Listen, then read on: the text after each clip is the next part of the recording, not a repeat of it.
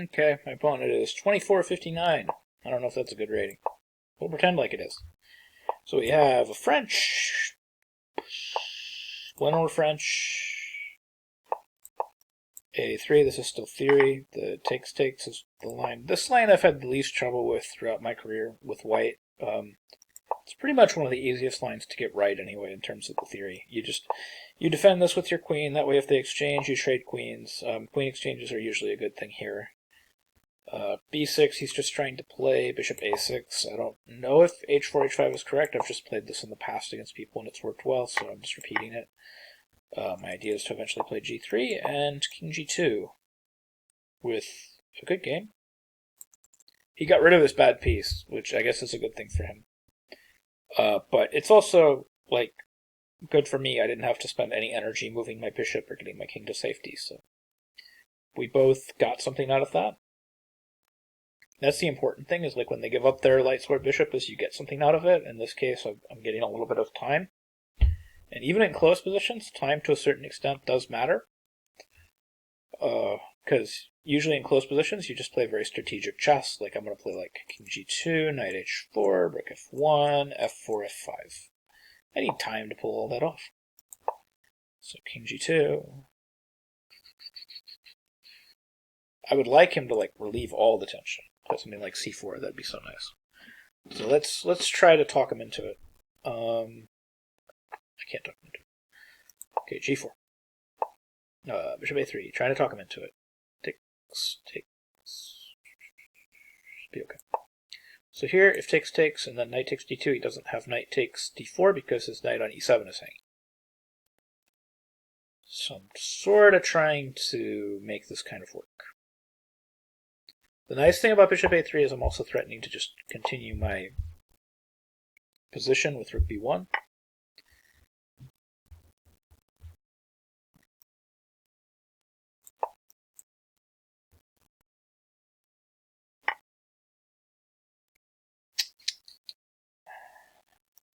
We go here. And is that winning? Looks winning. I don't know if this was the smartest, but it looks like it worked. And check. And queen b5 or queen a8. Queen a8's better. Queen a8, king d7, and I trap my own queen. Queen a8 is not better. Okay, so queen b5 is fine. And then a-b so that I can meet rook c2 with rook a7, and we're up a clean piece here. And more importantly, did he just resign? Okay, fine, he resigned. More importantly, he resigned, so I win. Yeah, so that game worked out pretty good. Yeah, I don't know. I mean, I did well. So I'll play one more, just for fun. We'll see what happens. E3. Oh boy, the ambition of E3. Yet another white opening where people want to play black. Okay, so we transposed into a Caro-Kann exchange variation. You can also, this is like a Carlsbad reversed as well. So there's a couple different ways you can label this if you're trying to figure out what you're playing. So yeah, this should just be probably very slight edge black already. I don't see why white would be doing okay here.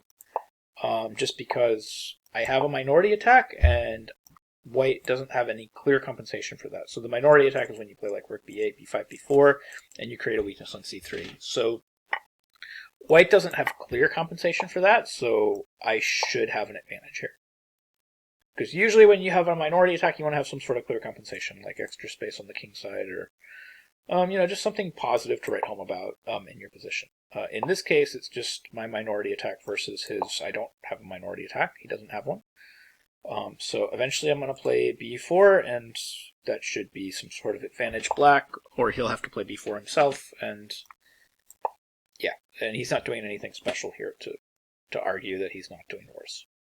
So I'm making the statement that he's a little bit worse, and he's basically agreeing. He's not doing anything special to try to fix it. So AB, AB, and eventually we're going to make that a permanent weakness. Oh, I hope he takes with the rook. Nope. Okay, so now we've got our permanent weakness on c3. So we've also got a weak square that we can try to exploit. So knight a5, knight 4. Oh, I'm happy to let you give up that bishop pair. Let's give it up. Maybe I should have played something else. No, this is good. Okay. So now we just start focusing more energy on this weak square. Rook c6, because eventually I want to triple, and I want to play 94. Okay. Queen...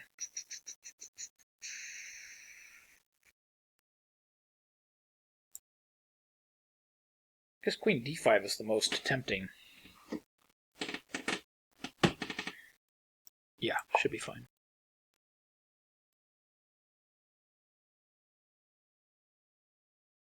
Knight e3, queen e4. I mean, this is just one of those classic positions. Just it's obvious that black is better. He has an isolated pawn. All of my pieces are on solid enough squares. I mean, we just should have a happy result here. Yeah, knight e3, queen e4, and then takes. And then we can all take again. And he's left with the isolated pawn.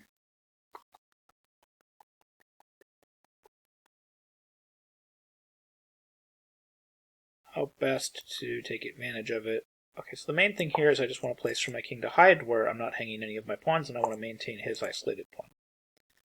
So now this is just, he created that, but what he did created actually a huge weakness for him. When you've got holes in your position, you don't want to make more holes in your position. Okay, isolated pawns typically get weaker as pieces come off the board. So this is going to be a bad thing for him. So we're going to play knight d5. It might be total equality, though, once we get to the king opponent game. I'm not 100% sure. Yeah. So we're close to equality here. But he's still got an isolated pawn. And I'm still going to try to work it. I have not given up on winning this quite yet. Might have given up too much. h4, threatening knight f4. Threatening knight f4 whether or not he moves his king, actually. It's kind of interesting.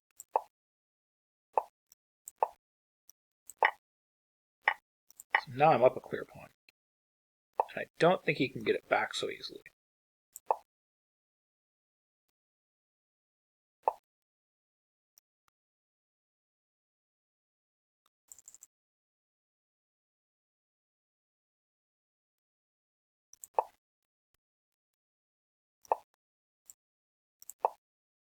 And I queen.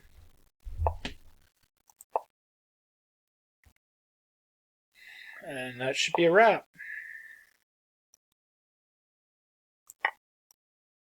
We make one diagonal move with our king after that check, and he still can't stop the magic pawn from queening. Go into h1 next. Okay, yeah, that's got it. Is that stalemate? No. Okay, he's got king f2.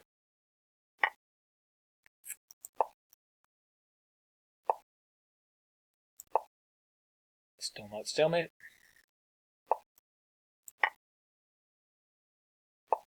Still not stalemate. Still not stalemate. And as you can see, all I'm doing is calculating for stalemate. As long as I don't stalemate him, I'm correct.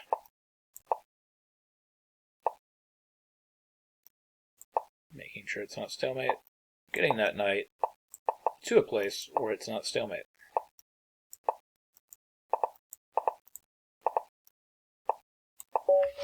See, with the knight here, I cannot stalemate him. It is not possible.